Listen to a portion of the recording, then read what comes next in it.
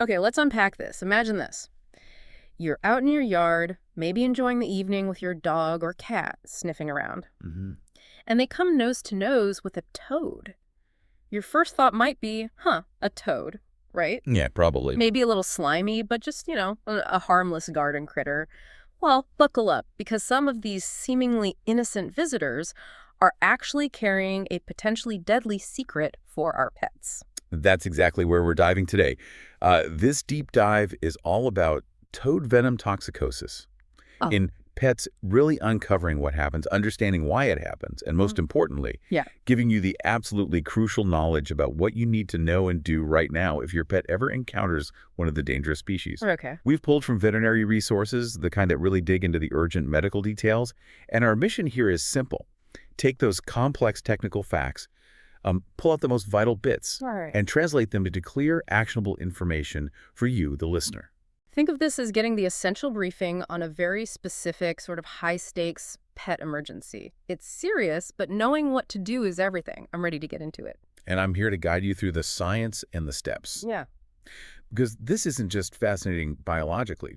For a pet owner, especially in certain areas, this is a true time-sensitive emergency. Hmm. Understanding the science behind it and acting fast, that can make the entire difference between life and death for your pet. Literally, seconds can count with the really toxic ones. Okay, so let's get specific then. The sources make it really clear that while all toads produce some level of toxin, like as a defense mechanism, All do? the danger level varies wildly. If all toads have some toxin, what are the ones we need to be genuinely worried about? Who are the primary culprits that cause truly life-threatening issues? Great question. Because knowing which toads are the problem is, well, it's the first step. Mm-hmm. While your common garden toad might cause some foaming at the mouth and maybe an upset stomach, there are two main species that are notorious for causing severe life-threatening signs. These are the ones that should trigger immediate alarm bells. All right, let's name names and know our enemy, so to speak. Okay, first up, the Colorado River toad. It's also known as the Sonoran desert toad, Right. scientific name, Incilius alvarius. These are pretty substantial toads, usually around 3 to 7 inches long. Oh, that's big for a toad. Yeah. They have relatively smooth skin for a toad, often olive green to dark brown. A really key identifying feature is a very large, distinct oval gland right behind each eye. Oval gland behind the eye. Got it. And they also have noticeable glands on their hind legs, too. And where would you most likely, cross paths with this particular toad? Their main turf is southern Arizona, southwestern New Mexico, and parts of Mexico.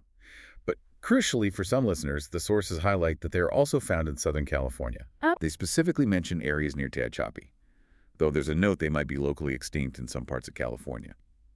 Regardless, if you're in or traveling to these Southern California regions, you need to be aware this toad could be present. Got it.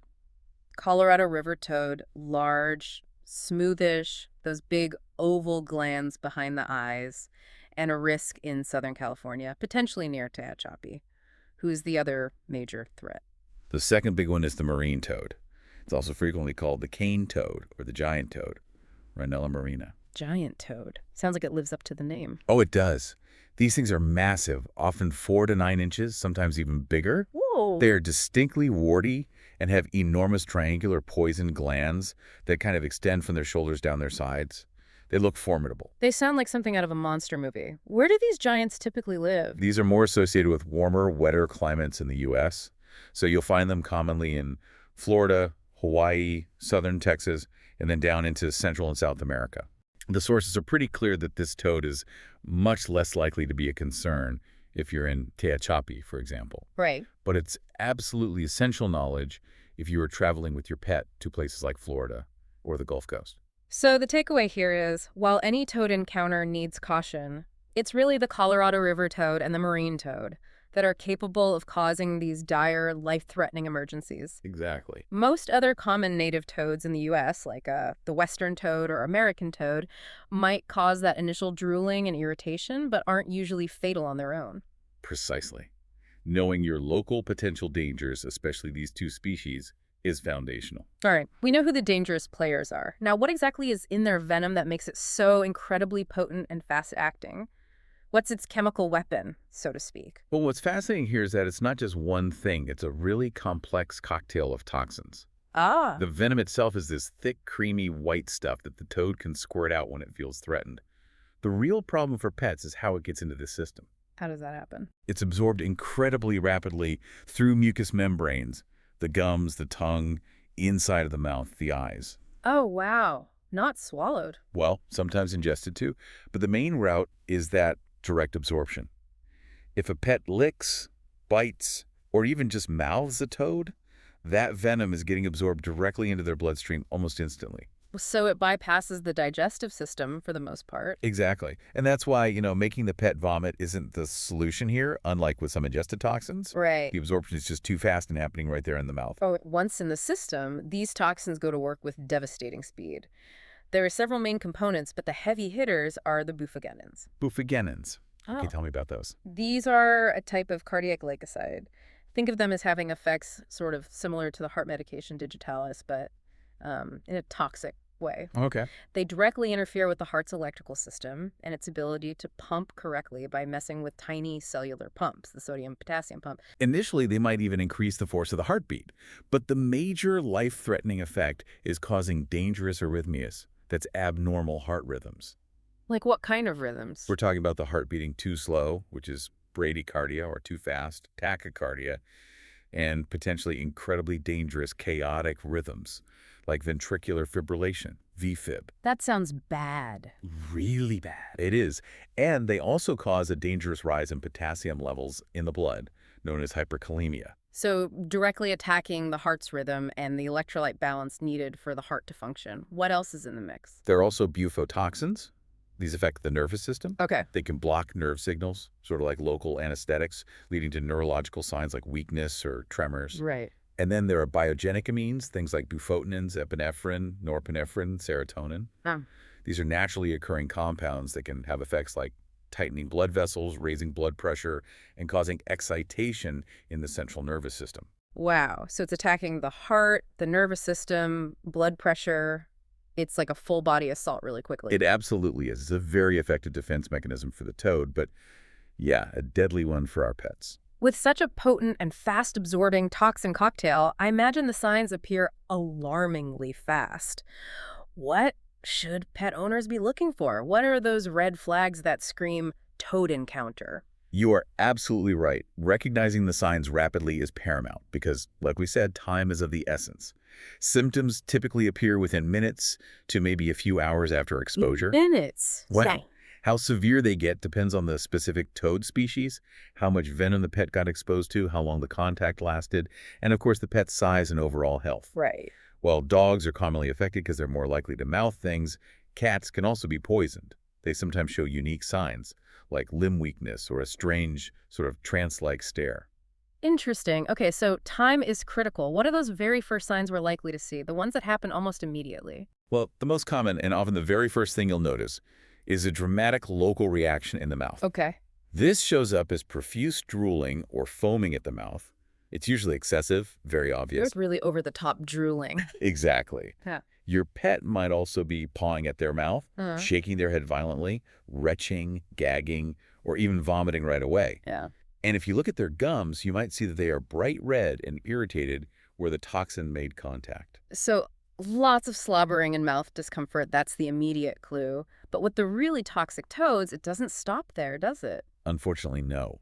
If it's one of the highly toxic species, those systemic effects we talked about kicking quickly, you'll start seeing neurological signs. Such as? The pet might become disoriented, start stumbling, or become uncoordinated. That's ataxia. Right. They might develop muscle tremors or stiffness. In severe cases, this progresses to weakness, inability to stand, dilated pupils, abnormal eye movements, and potentially, and this is very serious, seizures or convulsions, stupor, or even coma. And the heart signs. Yes. Then there are the cardiovascular signs. You might notice their heart rate is abnormal, either very slow or very fast. The vet will detect those dangerous arrhythmias we discussed. Right, the bufogenins. Exactly. Which can lead to overall weakness and dangerously low blood pressure. And other body systems can get hit too, like breathing. Yes. The respiratory system can be affected, leading to rapid or difficult breathing.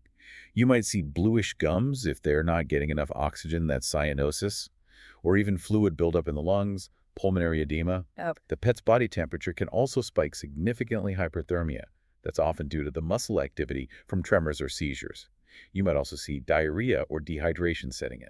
it sounds like a terrifying, just rapid decline hitting multiple critical systems all at once. It is, and that's why recognizing these signs instantly and knowing what to do next is absolutely vital. So, if you see these signs and you suspect your pet tangled with a toad, how does a veterinarian confirm this is toad venom toxicosis? Is there a specific test they can run? That raises a really important point. There's no single definitive blood test that pops up and says, yep, toad venom. Ah, Diagnosis relies heavily on putting the puzzle pieces together specifically, connecting a suspected exposure with the rapid onset of these very characteristic signs. so my story, my history of what happened is key. Absolutely key. Yeah. The veterinarian is going to rely heavily on you telling them, did you see your pet interact with a toad? Are toads common in your yard, especially around dawn, dusk, or after rain? Right. When did you first notice the symptoms, and how quickly have they gotten worse? And here's a critical piece of information: the source is stress. If it is at all possible and safe to do so, snap a quick picture of the toad, Oh, that's a brilliant tip. Why? because that can really help the vet identify the species and understand the potential level of toxicity they're dealing with. Is it likely one of the really dangerous ones, or a less toxic local toad? That makes perfect sense. Well- What else is the vet doing to diagnose? They'll perform a thorough physical exam, specifically looking for those signs we just talked about, Okay. checking for that oral irritation, assessing vital signs like heart rate and rhythm, respiratory rate, temperature, blood pressure. They'll evaluate the pet's neurological status. How responsive are they? Are they stumbling? Are there tremors or twitching? Yeah. And they'll listen very carefully to the heart, specifically for those arrhythmias. And lab work. You mentioned potassium before. Yeah, lab tests aren't typically used to confirm the presence of the toxin itself, but they are absolutely crucial for assessing how badly the pet is affected and for monitoring complications. An ECG, an electrocardiogram, is essential to identify and continuously monitor those dangerous cardiac arrhythmias. Okay. They'll check blood electrolytes, particularly potassium, because of that risk of hyperkalemia we discussed. Huh. There is a test for serum digoxin levels, which can sometimes show exposure because the bufogenins cross-react with it. But it doesn't reliably tell you the severity. And if there are severe breathing issues, chest x-rays might be needed to check for things like pulmonary edema or aspiration pneumonia if they inhaled anything. So it's really combining the owner's history, the physical exam findings, and those key lab tests, especially the ECG, to understand the impact. Exactly. The faster that clinical picture comes together, the faster life-saving treatment can begin. Which brings us to treatment. Given how fast this can go downhill, I assume time is even more critical here than usual. What does treatment involve? And crucially, what can I, as a pet owner, do immediately? Time is beyond critical. This is where minutes truly count. Treatment requires aggressive, intensive supportive care at a veterinary hospital. But, and this is huge, before you even get in the car to go to the vet, there is immediate first aid you, as a pet owner, must perform. This action can absolutely be life-saving and potentially buy precious time. Okay, tell me exactly what that immediate step is. This sounds vital. Flush the mouth. Immediately and copiously. If your pet is alert, standing, and not having seizures or collapsing, Okay, if they're stable. yes, that's key. You need to flush their mouth out with a gentle stream of running water for 5 to 10 minutes. Use a faucet or maybe a hose on low pressure. You want to angle the head downwards and flush from the side, letting the water drain out of the opposite side to try and wash that toxin away from the gums and tongue. 5 to 10 minutes of flushing. Yeah, but you mentioned a caveat. Yes, and this is a critical one. Do not attempt to flush if your pet is already weak, seizing, or has collapsed. Why not? The risk of them inhaling water or saliva into their lungs aspiration is far too high in that state. It can cause severe pneumonia, which is another major complication. So only flush if they are stable enough to handle it safely. What if they're not? What if they're already weak or seizing? If they are unstable, or even as an alternative if flushing isn't safe or feasible for some reason, vigorously wipe their gums, tongue, and the inside of their mouth with a wet cloth or gauze. Okay, wiping instead. Yes. Rinse the cloth frequently between wipes. This helps remove the toxin manually without that aspiration risk associated with flushing an unstable animal. Got it. Flush is stable, wipe if unstable or flushing isn't an option. And after that immediate action, what's next? Seek veterinary care immediately, as fast as humanly possible. Wow. Even if you think you got all the toxin out by flushing or wiping, you need to get them to an emergency vet. Why, if I flushed it out? Because some toxin has likely already been absorbed systemically. They need monitoring and treatment for those cardiac and neurological effects we talked about. Right, okay. Also, try to prevent your pet from pawing at their mouth and then licking their paws or rubbing their eyes, which could just spread the toxin around. Good point. That immediate action from the owner sounds like it's really on the front lines of this emergency. What does the vet do once the pet is there? More decontamination. Yes. Once at the hospital, the vet team will likely continue decontamination, often with more thorough oral flushing or wiping. Crucially, they will not induce vomiting. Right, because it's absorbed in the mouth, not the stomach mostly. Exactly. It's just not effective for the primary route of exposure and carries significant risks in a pet that might be neurologically compromised or seizuring. Activated charcoal may be considered if there's clear evidence of significant ingestion and the pet is stable enough, but it's not the main focus like the oral decontamination. And then they tackled those severe body system effects, the heart, the nerves. Exactly. Managing the cardiac effects is life-threatening and requires constant ECG monitoring. They'll treat that hyperkalemia, the high potassium, with IV fluids, possibly insulin and dextrose or calcium gluconate. Okay. They'll use antiarrhythmic medications like beta blockers, lidocaine, or atropine, Yeah. depending on the specific heart rhythm abnormality they see on the ECG. Now, there is actually an antidote. Oh, an antidote. Is that the key? Does it fix everything? Well, it's something called digoxin-specific FAV fragments, also known as digibind or digifad. It can specifically neutralize the bufogenins, those cardiac toxins. Wow. So Yeah. they use that. It's potentially highly effective against the cardiac toxins, according to the sources. But, and this is a big but in veterinary medicine, it's extremely expensive Ah. and often not readily available in many veterinary hospitals because of that cost and its limited shelf life. So while it exists, the mainstay of treatment remains aggressive, supportive care, keeping the patient alive while their body deals with the toxin. Okay, so supportive care is key. What about the neurological signs? The seizures? Right. For neurological signs like seizures or tremors, they'll use anti-seizure medications, usually starting with benzodiazepines like diazepam or midazolam. If seizures are severe or ongoing, they might need stronger drugs like phenobarbital or even continuous infusions of drugs like propofol or alfaxalone. Muscle relaxants like methocarbamol can help with severe tremors or stiffness. And breathing. If breathing is compromised, they'll provide oxygen, monitor closely for pneumonia, and in severe cases, they might need to intubate the pet and provide mechanical ventilation to breathe for them. This sounds incredibly intensive. It is. 4V fluids are given throughout for hydration and to support circulation. They'll actively cool pets if their temperature spikes too high. And pain management might also be needed depending on the patient's state. It's really about supporting every affected body system. A whole team working flat out to support the pet through the effects of the toxin. It truly is. The goal is to stabilize the heart and nervous system, support breathing, and just keep them going until the toxin can be metabolized or cleared from the body. So after all that intensive care, what's the outlook? What's the prognosis for a pet that's been poisoned? And maybe just as important, how can we try to stop this from happening in the first place? Yeah, the prognosis is highly variable. It really depends heavily on the specific toad species involved and, crucially, how quickly intervention happens. Right. For milder cases involving less toxic toads, the prognosis is generally pretty good, especially with prompt oral flushing right away. However, for severe cases involving those highly toxic species we discussed, the Colorado River toad, Yeah. the marine toad, the prognosis is guarded to poor without immediate aggressive veterinary care. Guarded to poor. That sounds serious. It is. And I want to stress again, death can occur incredibly quickly, sometimes within minutes to hours, usually from cardiac arrest or respiratory failure. That really reinforces just how crucial that owner first aid, the flushing or wiping and getting to the vet immediately are. Absolutely. But the good news is, with prompt and intensive care, especially for the severe cases, survival rates do improve significantly. And if a pet survives the acute phase without irreversible damage, like, say, prolonged seizures causing brain injury, long-term effects are generally unlikely, they usually recover quite well. Okay, so there's hope, but speed is absolutely everything. Let's talk prevention then, especially for anyone listening who lives in those areas where the Colorado River toad or marine toad are found, like Southern California, Arizona, Florida. Yes, prevention is definitely your best friend here. First and foremost, supervision.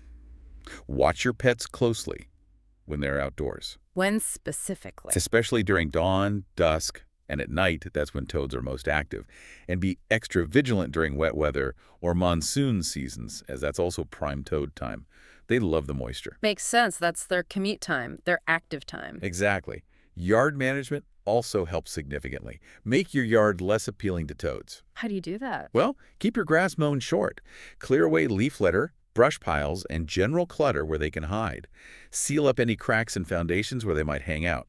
Remember, toads eat insects. Ah, right. So managing your outdoor insect population can also reduce the number of toads attracted to your yard. Fewer bugs, fewer toads. Remove their cover and their buffet. Got it. Yep. Also, be mindful of water sources.